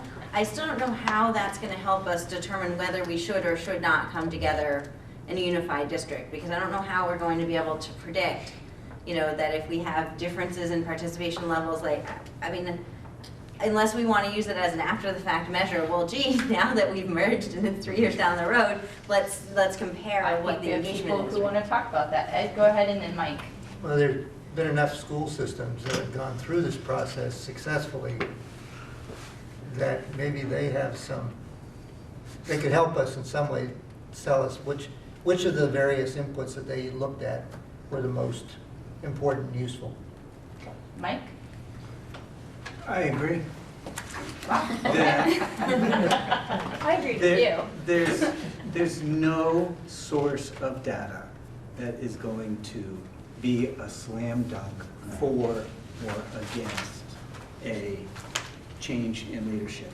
Every single part of my challenge, and part of my challenge is that I'm just looking at this for the first time, but part of my challenge is almost every single number, I'm exaggerating, many of the numbers in front of me, I have to go, yeah, but. There's a lot of questions within them that make that I would have to flesh out that I'm never going to be able to. Ultimately, at the end of the day, we're going to gather as much data and have as much conversations. And I think I actually think we need to have some of the knockdown, drag-out fights across the table before we can decide what we're going to do. But at the end of the day, maybe I'm wrong, but I don't believe that there's ever going to be a number that says, oh, if we did it, it'll be this, and if we didn't do it, it'll be that. It's going to still be our gut feelings. Go ahead. I think that we have to do something, so I don't think that but I think there are a lot of people who want to look at not doing something, and if we're not going to do something, we're going to have to show that we have equity across the 5 schools. Because if we don't have equity across the 5 schools, we have to do something. It's not going to tell us what to do, but it in some way tells us whether or not we have to do something. That's part of the Allison? part of the issue. So, tying on to that, Katrina, were you going to talk about equity across programs and things with us tonight? Did you say that? I really meant these types of programs, PE, art, music, but I mean, that's a whole other host, because I, like you, sat here going, yeah, but, well, what about this? And I could have gone on a million tangents, but with a million other things going on, I couldn't let myself. Allison, But we what do other have kind of programs? inconsistencies in terms of our math programs, our resources that we have available inside of our schools, writing programs based on materials, training, some people with vast amounts of training in an area in some school, but not in another. So I definitely have a lot of information about that too, but. Okay, so put it stop. together for you. So how easy is that for you to put together? Because Not that is super easy. not necessarily specific numbers, but if you were going to do a summary of some of the main areas that you see, those that you just listed them offhand, and I know that it's coming from specific examples in your head that you're not mentioning schools on.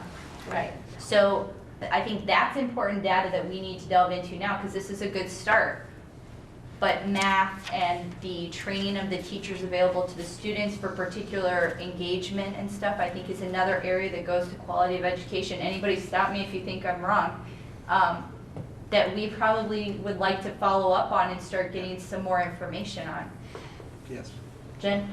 So I totally agree. I think that there are a million things that would be super useful for us to know about. And we could spend the next 6 months, right? Like asking for this and looking. And so I'm all for having data. I don't, in no way want to say we don't need data. I think maybe what we need to do is just say, we're going to take a meeting and we're going to come up with, this is the list, like we need to have a boundary around, we need to figure out what we need, and then we need to get it. And then we can have this much time to look at it, because I fear that we're going to spend so long thinking of all these amazing things that we could know that by the time we know them, it's going to be too late to do anything with that information. Okay. Go ahead, Andrew. I want to start with kind of an observation as I've been sitting here listening. The consistent thing that I heard folks saying, and I just want to point this out, is that there's a lack of uniformity and consistency in the schools. Sometimes it's hard to measure. Sometimes there's some numbers that we have questions about, but I just want to point out that that is something I heard people saying over and over again. And then I want to take a step back.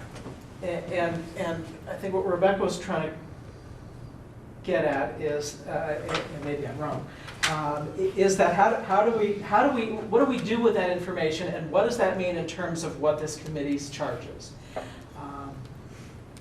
And it comes back to governance, and that's a word I haven't heard said much this evening, if at all, because that is truly what we're talking about, is governance. Do we want 6 or 7 boards, depending on how you look at it, or do we want to find some other combination? Whether it's one or something else is a question.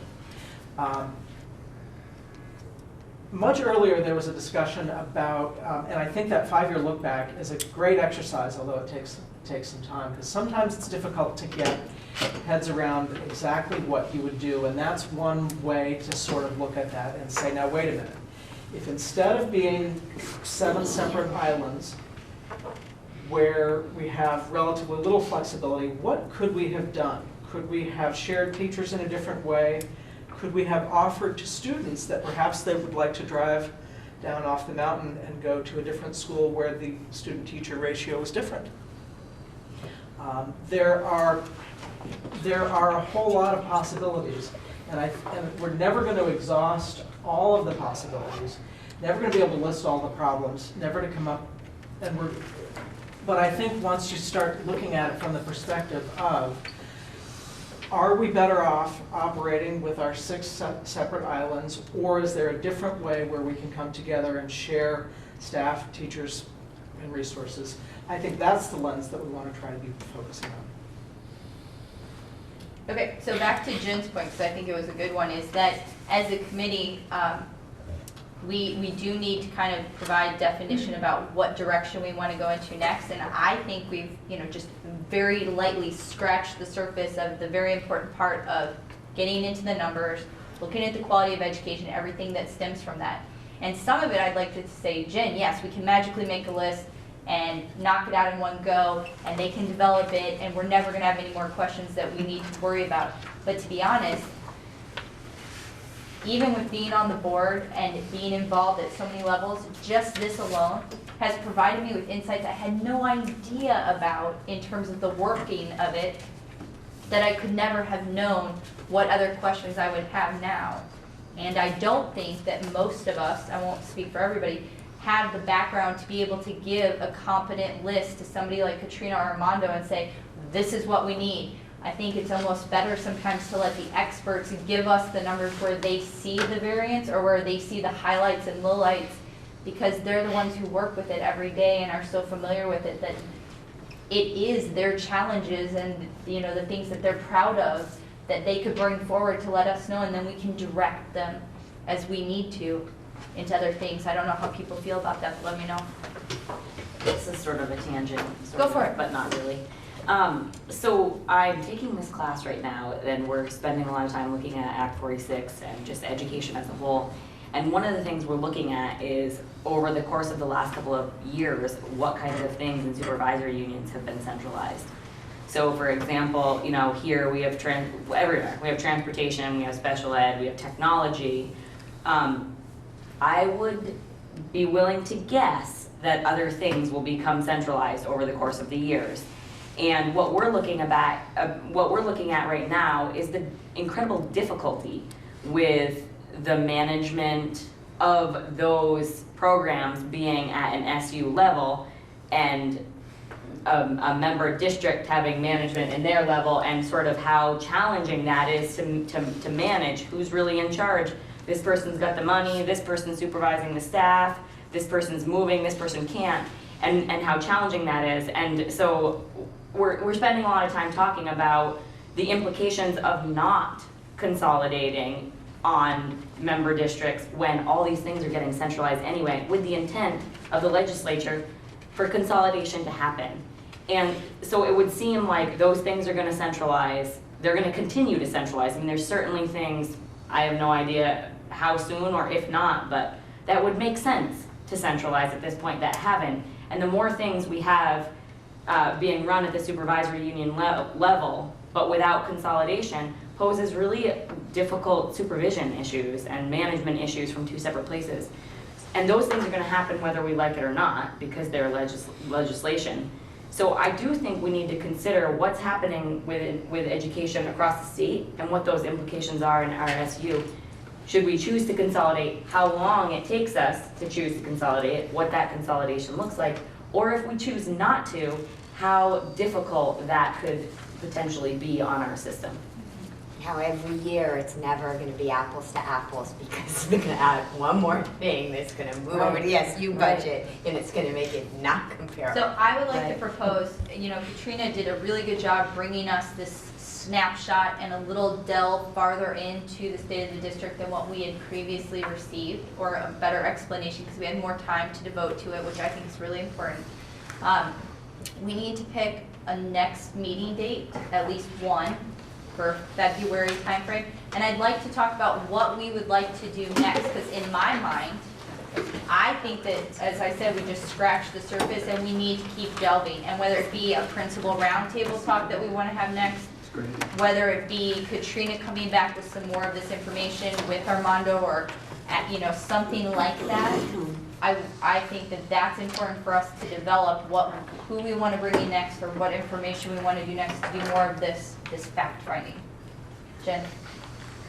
I would suggest, I think that an interesting way to frame the fact finding might be to do I picture a whiteboard, we don't have a whiteboard in here, but something like a whiteboarding session where we brainstorm what could we gain, what could we lose, and then that will, I think, really help to shape what kinds of data do we want to ask for. I mean, like a pro-con of a Like a unified pro-con, versus... right. Of unified, not unified. I know there's been a lot of talk about alternates. I think it's going to be so much simpler to look at unified, not unified, and then First. we can, we can have a third thing we throw in later. But at least if we can look at that, if we say, hey, we might be able to have health in all of our schools. I don't know, making this up, right? Then we could ask for some This is really information about bothering what me now. It doesn't mean that they're not getting I don't know, integrated. but my point is that, and I think part of what I was trying to say before is that that we need to prioritize the information that we're requesting, because, I don't know, I feel so fortunate that Katrina could put this together for us, but like, if Katrina had, 1 week a month of her time to spend making data for us, we could probably come up with 3 months worth of, full-time work of data that we want. So what's the most important stuff that's gonna help us to move forward? So it would be very challenging for me to argue status quo versus unified. And I just want to say, I'm responding to something earlier, I may sound like I'm opposed to unified, but I don't a single bit want to promote status quo here. I want to move our governance structure in the direction that's going to move our schools, make our schools better. I don't know what the answer is to that. I'm not willing to buy, lock, stock, and barrel, the legislature's definition of that. I think it's sort of an interesting set of questions. How do we define, what can we envision for a governance structure that would preserve the best of sharing and the best of community ownership? I'm not sure. Yeah, no, Herb, follow up, I see you have a light bulb, go. No, I'm just going to second Yeah. what Mike is saying. And Jennifer, maybe instead of having just if you're going to have two choices, I would rather have that we're going to look at and see, what we think works best. I would rather have, full tilt boogie consolidation versus some sort of alternative structure, like I think Mike was talking about, where you centralize functions that really should be, at a central district level, and keep some functions at the local district where that makes sense. I would rather have those two as the choices as opposed to the don't do anything. Okay, did you have something? I just want to, I love the data and I really appreciate it, but it kind of almost worries me too, because I think there are two things that really stand out that I don't think we don't we all want 57% of math like Lincoln? So what does Lincoln have? The very, very worst possible math support teacher to student, 1 to 552 students. Like the worst number on this form matches the very best number on this form. Well, it goes to the idea that it's a new testing model, so that's just one There's year other data. factors. But that's what I mean, very obviously. So if you just look at the data, it's dangerous. Sure, I think we have to put everything in context. But here's a novel approach. Since we have the idea, I think most of the committee feels like it's unified or this mystery option. It's hard to do and I'm trying to be really pragmatic in how we move forward. Okay, so I'm not boo-hooing or saying this is the only way we do it, this is just how my brain works. Scary as it may be. Is that maybe since we don't know what the mystery option is yet, maybe we just start by pro-conning the unified, and maybe by pro-conning the unified, it will open the options of where the cons are to let us know what we would do differently, and maybe that will help us define the mystery option. And once we can put it into at least a vague idea of words or what our thought might be, then when we develop it, then we could pro-con it as well. Or we don't have to pro-con it because we will naturally have already, developed it off the cons of the unified. Does that make sense? Because the unified is easy to pro-con, I think, right now, at least in theory, because we all have an idea of what that structure is. There are people out there doing it. We don't have it right now. And then what if we have a long con list or cons that we think we could fix somehow, then that helps us define this mystery idea. Yes. And we could do that in one session at the start, do a pro-con list of the unified, but also, because we have 2 hours, bring in somebody to continue our fact-finding, because I don't want to lose this momentum, because this was a really good discussion here tonight, and important information that really highlighted, I think, some areas that, showed good things that we do well already, and areas that maybe we have some concerns about, finding out more information. Yes? If we have cons, like I have cons for the system the way it is, that I don't see how they're going to be fixed with the unified. So We I can think write that, doing yeah. the pro and cons for what we have now makes Sure. sense as well, even if we aren't That's fine. thinking we're going to choose between those two things. Sure. Does that sound fair to everybody? Not that we're getting rid of our mystery third option, because I think that might be one that we really are all still very interested in. Just think we need to find a way to start defining it. Do it. Okay, so next, Mike. Can I have a distraction for a second? Sure. Um, Do you dance while you do it? Strikes me, that whether we want it or not, there may be some conversation about this at our town meetings. Yeah. And we may want to put a little thought before town meeting into maybe trying to guide that conversation. Okay, so 2 notes about that. 1, we could definitely take a chunk of our next meeting to have that discussion, think it's completely appropriate. And 2 is that Armando and the SU staff are working to schedule those meetings with our select board members, but probably not until March and later based on just scheduling availability. Oh, good, you got my email then. Of course I do. Yes, I try to read all my emails, well, I swear I do. But so it may not hit in time for town meeting, which is why I think it's Yeah. great that we do it.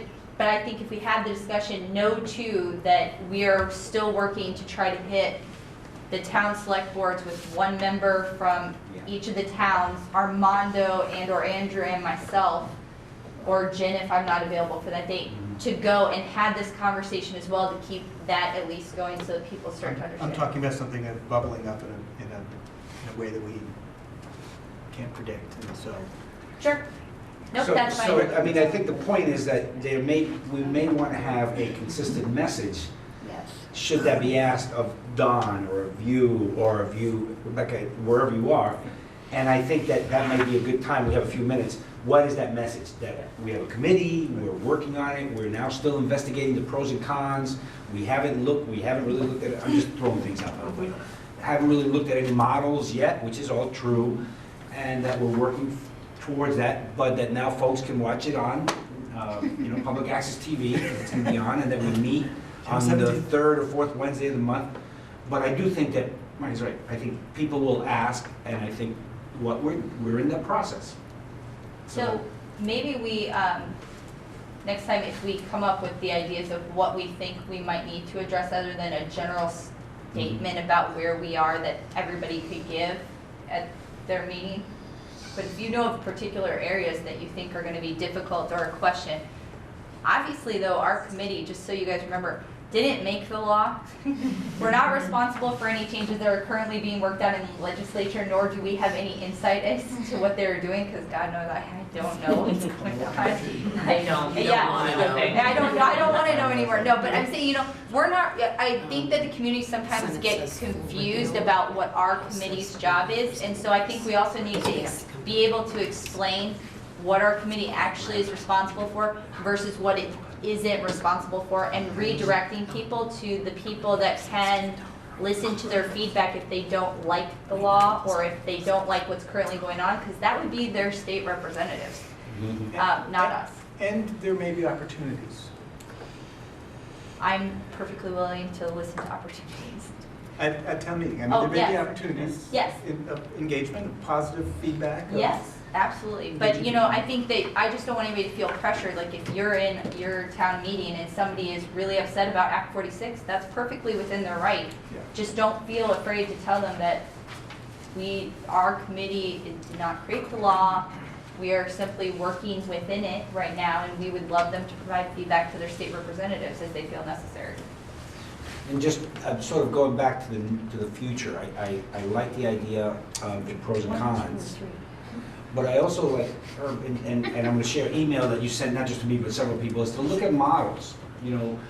So far we've really either been talking about sort of status quo or one unified. Are there, what do they call them, MUDs, where you would have two, like I think Addis, Rutland, Northeast, is it? Yeah. Had a similar situation where they had Outer Valley and something one, and they had two that had school choice, I think, stayed separately because you can't combine the two. I'm not sure. I think in the end, they're gonna be together, but you mean Goshen and that area? Yeah, I thought that I think their plan was for two SDs. Side by side. Yes, side by side.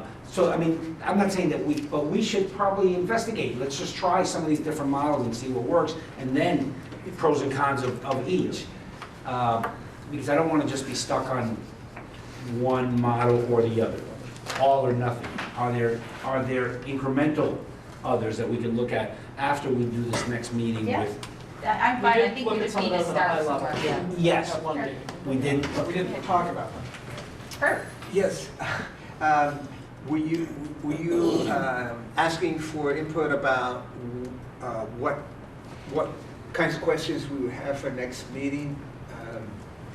I heard you say that you wanted the next meeting to follow up on what we've been doing here, and to continue this discussion about, what's going on in the schools, what sort of equity issues are there between the elementary schools. Well, does everybody agree with that they want to do some more fact-finding to it the next meeting? I didn't really hear any feedback, so I'm assuming yeses when you guys don't shake your heads violently no at me.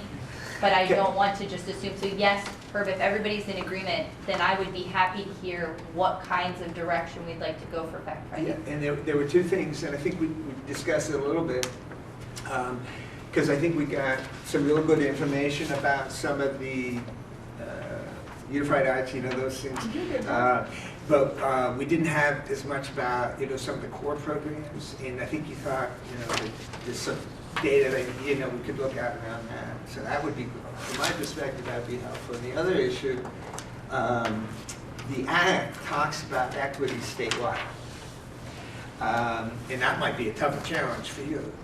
But that's an issue of, so how are our elementary schools doing? How is our high school doing compared to whoever, our northern neighbors or whatever? And that's important for me, because I think that's going to be a big factor in terms of which way I'm going to go on this stuff. Yeah, and we've hit a little bit on it because we have some numbers statewide versus the AMESU on our, you're right, just very briefly about our new, I forget what the assessment is called, the SBAC? SBAC. So, we started that conversation too, Herb, so I think that's a natural progression to talk more about how we could find information compared to the state versus us. Did you Well, have I'm not, No, that's not what you meant. statewide so much as other SUs? Program. other districts that we think are providing really good quality education, as opposed to statewide. So, I just want to be careful when we use the word district, because like districts here right now mean elementary schools. So do you mean elementary schools or do you mean SUs? Or Well, I meant people that have two already things. consolidated? I meant elementary schools and the high school. Okay. I just want to make sure that I understood what we were talking about in terms of numbers. Hold on, Steve, No, did go you have ahead. something? Go You sure? Okay. Jen, go ahead. So, well, I have a follow-up and I have another suggestion, but so first, can I just ask, because I was making notes, Katrina, I think Herb was looking at you and he said more data about the core programs, and I wrote that down, but I don't, is that like clear enough? I mean, I have a lot of concerns with going that route a little bit, because again, like the numbers you're seeing here, there is a story to be told behind pretty much everything I bring to you. So just because a particular school is relying more on a particular math program than another, doesn't mean that the children are necessarily doing any better than another school that has developed their own math program using other resources. So are there places where I'd like to see some more consistency? Yeah, because of the efficiencies that would come with providing PD to all of my 3rd and 4th grade teachers if they were all relying on the same core program. But that doesn't mean that we've done any kind of vetting to say, well, which core program, and does one program outweigh the results from another class that's not using that program? That is a huge conversation that is constantly evolving amongst curriculum directors. But Katrina, So I'm that's a little nervous That's about it. exactly, though, I think the nail on the head in terms of what's important here is not only is quality of education important under Act 46, but also possible efficiencies Mhm. for our districts or our supervisory union. So I don't know that always our fact finding has to be very specific percentages, or that you have to say one is better than the other. Mhm. I think what you just said, you could come in and say, we have in math 5 different programs at 5 different elementary schools, but in this area, even though they're different, quality is very similar, or at least that's what we can tell, but professional development is very difficult, or something like that. And I think some of that conversation, although difficult, if we could highlight some of the core areas to talk about, would be a good beginning place, because professional development is an area that costs us money at the SU. And so if it's very difficult to keep our teachers consistent, that might be an area we want to talk about perfecting or making better in a different structure. So I don't think it has to be hard and fast numbers all the time, but I think we are looking for a story, even if it's a little difficult, to understand those pros and cons and differences. Is it something you could do on a still macro level versus a very micro level for another meeting? Let's talk. Yeah, we're gonna need to tease it out, I think, a little bit. Okay, so we'll pencil that in, and if we find out that that's not going to be available, then I will work with Armando to find another area that we can supplement in, at least that we have some type of information, either from other other SUs or districts, that we can maybe compare or something. Jen, keep going.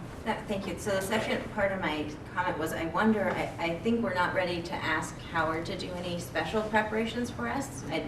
But I wonder if looking at, there's a summary page that typically appears in all the town reports that shows, it's like the table of the budgets and the equalized pupils and the ed spending per equalized pupil for all the schools in the district. And if that was already available, It is now, yes.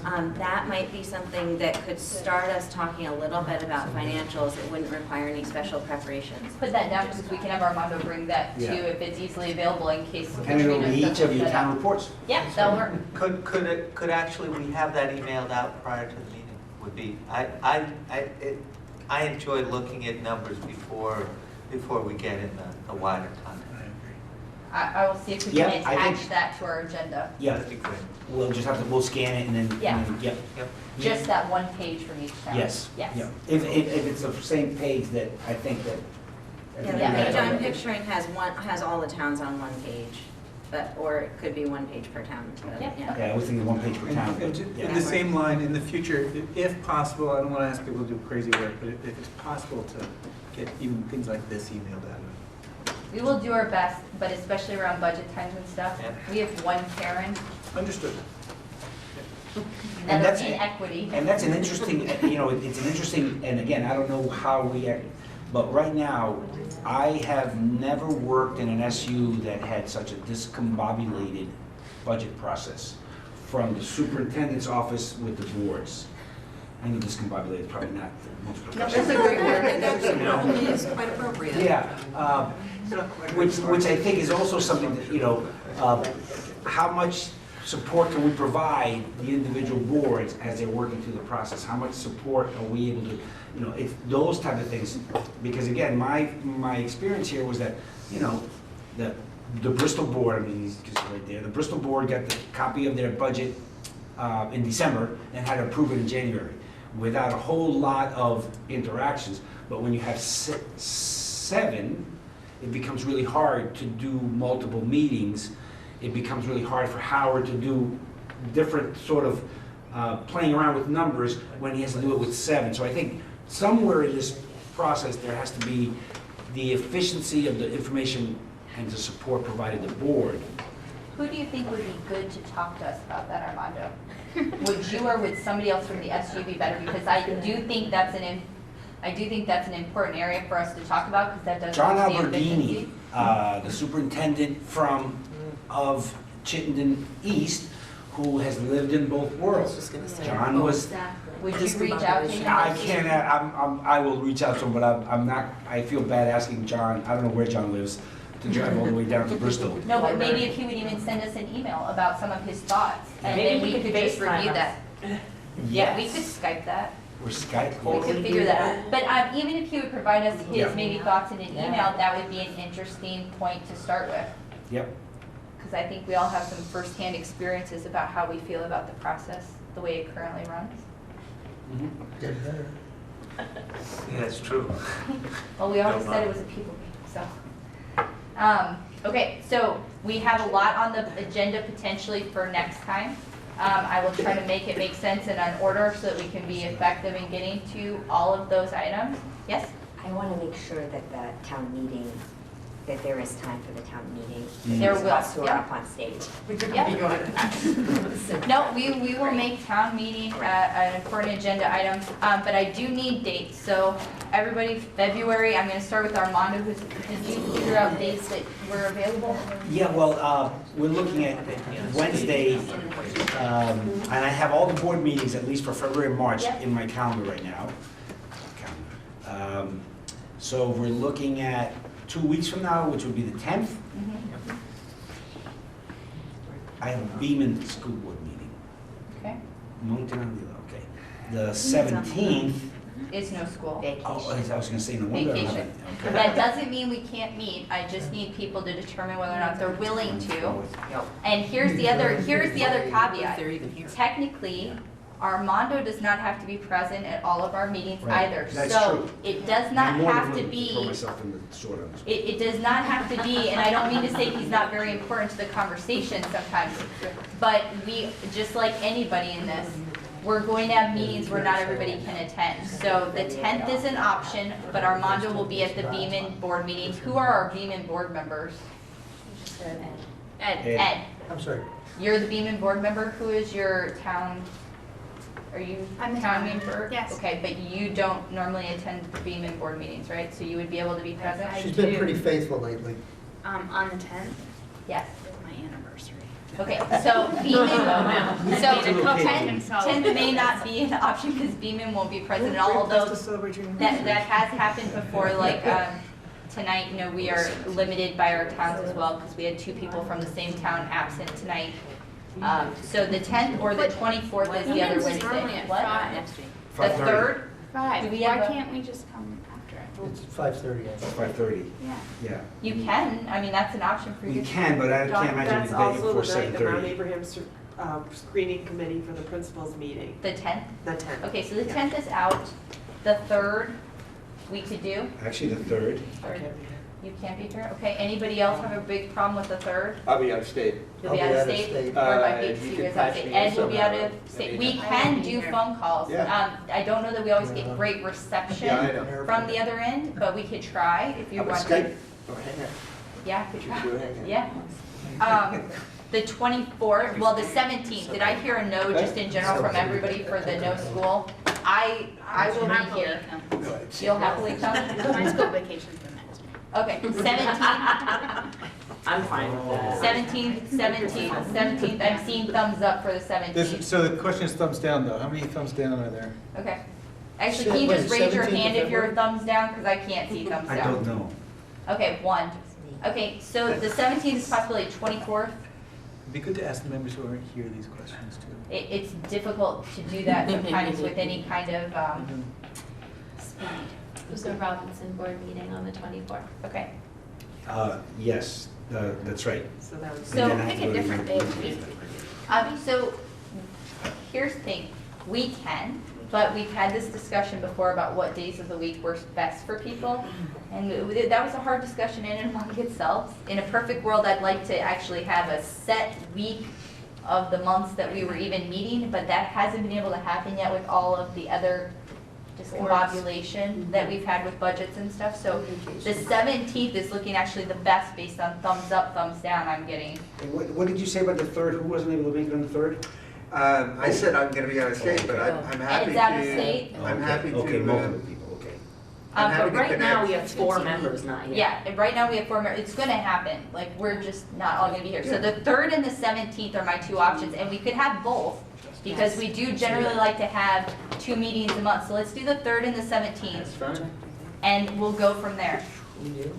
Third. The 3rd is next week, so do we have enough time to do fact finding or whatever? Well, we could definitely have we could do the pro-con list, we could do the discussion about town meetings. I think I can find enough stuff to stick on our Okay. list. I also think we could do the financial budget pages, because they're already done. So those are 3 big things we could work on. That'd be awesome. Okay, I love it. This is awesome. The 3rd and the 17th. Can I make one other suggestion? Absolutely. For the committee, would it be appropriate for the committee members who will not be here for the 3rd, if they would like to send by an email their pro-con submissions? Would that That's be always okay? fine. If you could send them directly to me, just again, so we don't get replies for some reason to all. I will make sure that I bring them or have Karen send them out with the agenda attachment. Let me know in your email if you want them sent out, I guess. But, okay. So we are actually at 8:36. I'm not proud to say that we're over, but we are. Can we start at 9? I move for adjournment. We have to Love adopt it. the Diving. minutes. Are you Oh, gonna do the minutes. minutes? Yes, we need to approve the minutes. I move to. So, I- And adjourn. Hold on, Dawn. I would like to make a motion to approve the minutes with the correction, Okay. being that I was not absent at that meeting, I arrived late. So if it would please note that I arrived I don't at think 7 Katie o'clock, Lane knows that. that I was not absent. Absolutely not. We don't want to. She gave me popcorn, I can vouch. That's right. Okay, so I have a motion to amend the minutes, as John said, and then approve them. Do I have a second? I'll second. I have a second.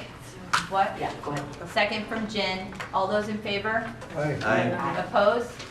We have a unanimous vote to approve the meeting minutes with that one correction. So What did you need Did to Dawn say? make the motion? Dawn made the motion, Okay. yes, and Jen seconded it. We had a resignation, a Bristol resignation, correct? Yes, we did. So are we looking to fill that? So Bristol is, not the Bristol, committee. and it's still Okay. the Bristol School Board that fills it. Yes, that is correct. And the person who left, Justin Bouvier, had to resign. No problems with us. It was a personal reason. He was disappointed to have to do that. The Bristol Board will take action to fill that position as soon as they can. In the meantime, we will continue on forward as we had planned. I heard a motion from Steve, Mike, whoever did it, Steve, to end the meeting and move for adjournment. I saw a second from Mike because they were both so excited about it. All those in favor? Aye. Opposed? Thanks, guys. Have a good night. And Herb, I'm here if you said you wanted to talk to me about that later. Question. I'm right